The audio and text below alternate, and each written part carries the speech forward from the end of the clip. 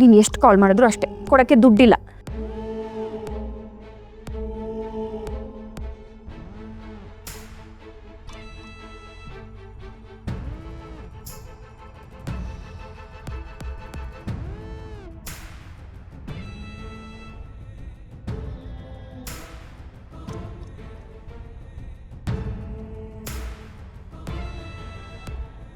ನನಗೆ ಯಾಕೆ ಈ ಥರ ಹಿಂಸೆ ಮಾಡ್ತಿದ್ಯಾ? ಪದೇ ಪದೇ ಕಾಲ್ ಕಟ್ ಮಾಡ್ತಿದ್ದೀನಿ ಅಂದರೆ ಅರ್ಥ ಮಾಡ್ಕೋಬೇಕು ತಾನೆ. ಯಾಕೆ ಕಾಲ್ ಮಾಡಿ ಮಾಡಿ ಸಾಯ್ತಾ ಇದೆಯಾ? ಹಲೋ ಕಲ್ಯಾಣಿ,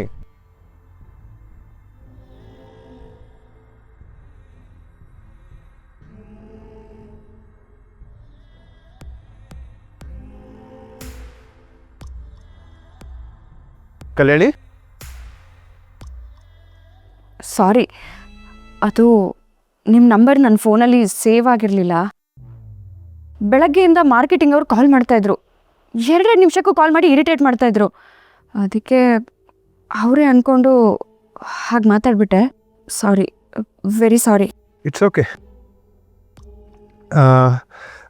ಸಾಯಂಕಾಲ ಬೇಗ ಬರೋಣ ಅಂದ್ಕೊಂಡಿದ್ದೆ, ನಿಮ್ಮನ್ನ ಹೊರಗೆ ಕರ್ಕೊಂಡು ಹೋಗೋಣ ಅಂತ.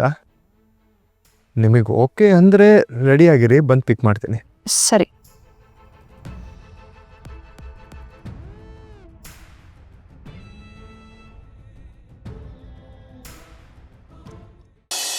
ಅಮ್ಮ ಕಲ್ಯಾಣಿ,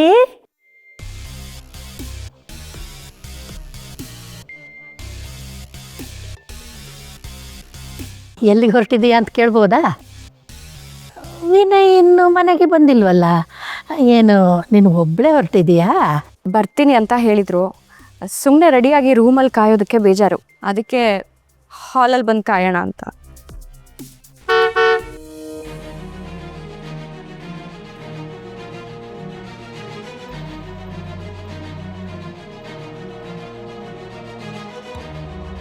ನೀನು ಇಷ್ಟು ಬೇಗ ರೆಡಿ ಆಗ್ತೀಯ ಅಂತ ಅಂದ್ಕೊಂಡಿರಲಿಲ್ಲ. ತುಂಬ ಥ್ಯಾಂಕ್ಸ್. ರೆಡಿ ಆದಕ್ಕೆ ಥ್ಯಾಂಕ್ಸ್ ಯಾಕೋ? ನೀನು ಗಂಡ ಹೊರಗೆ ಹೋಗೋಣ ಅಂತ ಹೇಳಿದ್ಯಾ, ಅವಳು ಹೆಂಡತಿ ರೆಡಿಯಾಗಿ ನಿಂತಿದ್ದಾಳೆ. ಅದಕ್ಕೆಲ್ಲ ಯಾಕೋ ಥ್ಯಾಂಕ್ಸ್ ಹೇಳ್ತೀಯ? ಅವಳ ಅಮ್ಮ ಅವ್ರ ಗಂಡನ ಥರ ಹೊರಗೆ ಹೋಗ್ತಿದ್ದೀರಾ, ಸ್ವಲ್ಪ ಹುಷಾರು. ಹುಷಾರಾ? ಯಾಕಜ್ಜಿ? ಹುಲಿ ಜೊತೆ ಕಾಡು ನೋಡೋಕೆ ವಾಕಿಂಗ್ ಹೋಗ್ತೀನಿ ಅಂದಮೇಲೆ ಹುಷಾರು ಅಂತ ಹೇಳಲೇಬೇಕಲ್ಲ. ನಾವು ಸಂಜೆ ಅಷ್ಟೊತ್ತಿಗೆ ಮನೆಗೆ ವಾಪಸ್ ಬರ್ತೀವಿ, ಸರಿನಾ? ಕಲ್ಯಾಣಿ, ಹೊರಡೋಣ.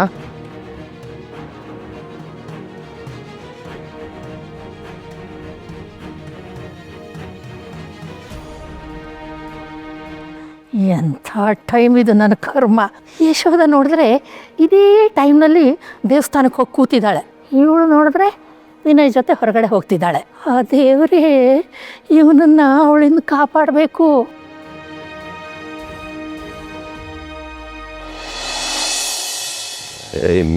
ಮೀಟ್ರ,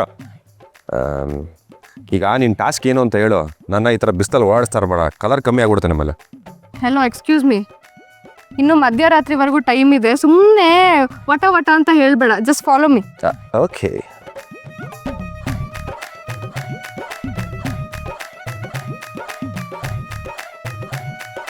ಏಯ್, ಏನೋ ಮಾಡ್ತಿದ್ಯಾ? ನೀನೇ ತಾನೇ ಹೇಳಿದ್ದು ಫಾಲೋ ಮಾಡು ಅಂತ. ಫಾಲೋ ಮಾಡ್ತಾ ಇದ್ದೀನಿ. Any problem? ಕಂದ, ನೀನು ನನ್ನ ಹೆಜ್ಜೆ ಮೇಲೆ ಹೆಜ್ಜೆ ಇಟ್ಕೊಂಡು ಬಂದ ತಕ್ಷಣ ನಿನಗೆ ನನ್ನ ಗುಣಗಳೆಲ್ಲ ಬಂದ್ಬಿಡಲ್ಲ.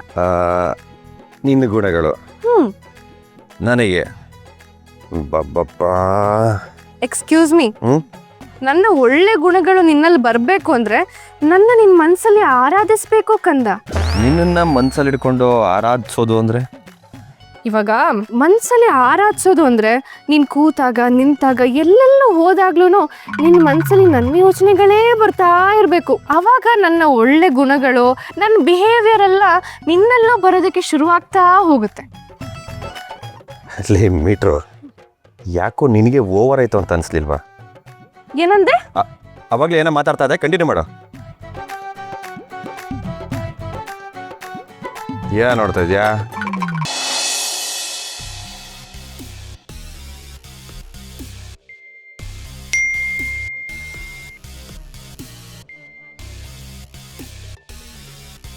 ಕಲ್ಯಾಣಿ, ನಾವು ಮದುವೆ ಆದಮೇಲಿಂದ ಇದೇ ಫಸ್ಟ್ ಟೈಮ್ ಹೊರಗೆ ಬಂದಿದ್ದೀವಿ. ತುಂಬ ದಿನದಿಂದ ಆಸೆ ಇದು, ಅದಕ್ಕೆ ಪ್ಲ್ಯಾನ್ ಮಾಡಿದೆ. ಖುಷಿ ಆಯಿತಾ? ತುಂಬ ಖುಷಿ.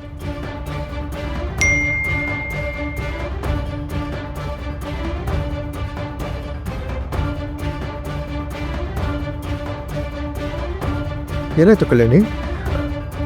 ಅನ್ಕಂಫರ್ಟಬಲ್ ಏನೋ ಫೀಲ್ ಆಗ್ತಿದೆಯಾ?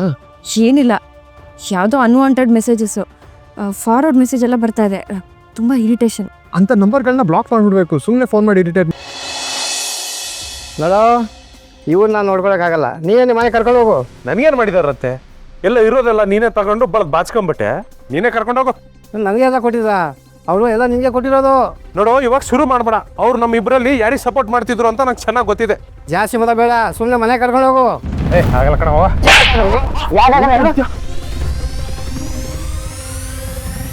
ನನ್ನ ಮಾತನ್ನ ಕೇಳ್ರು. ನಿಮ್ದಮ್ಮಯ್ಯ ಅಂತೀನಿ, ಜಗಳ ಆಡ್ಬೇಡ್ರು.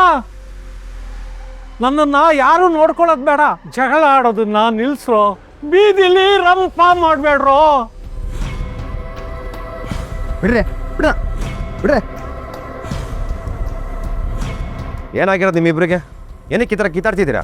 ಏಯ್, ಯಾರು ನೀನು? ನಿನಗೇನು ಬೇಕು? ನಾನು ಯಾರ? ನಿಮ್ಮ ಅಪ್ಪನ ಫ್ರೆಂಡು. ಡೈಲಿ ಬೆಳಿಗ್ಗೆ ಒಟ್ಟಿಗೆ ಕಾಫಿ ಕುಡಿತಾ ಇದ್ವಿ. ಏನೇ ಗಲಾಟೆ ಮಾಡ್ತಾ ಇದ್ದೀರಾ? ಇದು ನಮ್ಮ ಪರ್ಸನಲ್ ಮ್ಯಾಟ್ರು, ಸುಮ್ಮನೆ ತಲೆ ಹಾಕ್ಬೇಡ. Personal matter? ಪರ್ಸ್ನಲ್ ಮ್ಯಾಟ್ರನ್ನ ಬೀದಿಗೆ ತಂದು ನಾಯಿಗಳ ಥರ ಕಿತ್ತಾಡ್ತಿರೋದು ನೀವುಗಳು.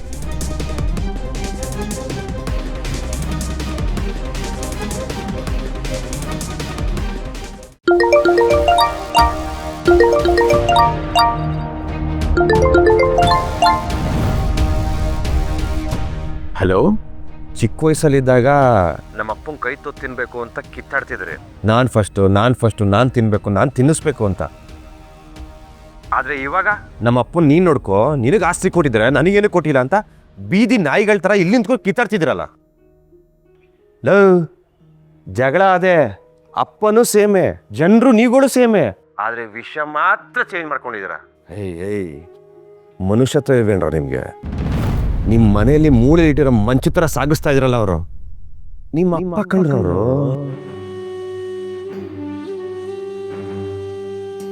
ಅಪ್ಪ ಅಂದರೆ ಏನು ಅಂತ ಗೊತ್ತಿದೆ ನಿಮಗೆ? ಒಬ್ಬ ಅಪ್ಪ ಅದವನು ಮಕ್ಳಿಗೋಸ್ಕರ ಏನೆಲ್ಲ ಮಾಡ್ತಾರೆ ಅಂತ ಐಡಿಯಾ ಇದೆಯಾ ನಿಮಗೆ? ಎಷ್ಟು ಕಷ್ಟಪಡ್ತಾನೆ, ಯಾವ ಹಂತಕ್ಕೆ ಹೋಗ್ತಾನೆ, ಮಕ್ಳು ಭವಿಷ್ಯಕ್ಕೋಸ್ಕರ ಎಲ್ಲಿವರೆಗೂ ಅವ್ನು ಕಷ್ಟಪಡ್ತಾನೆ ಅಂತ ಗೊತ್ತೇನ್ರ ನಿಮಗೆ? ಒಬ್ಬ ತಂದೆ ಅಂದರೆ ಆಕಾಶ ಇದ್ದಕ್ಕೆ, ಅವನು ಇಲ್ಲ ಅಂದ್ರೆ ಈ ಭೂಮಿ ಖಾಲಿ ಆಗ್ಬಿಡುತ್ತೆ.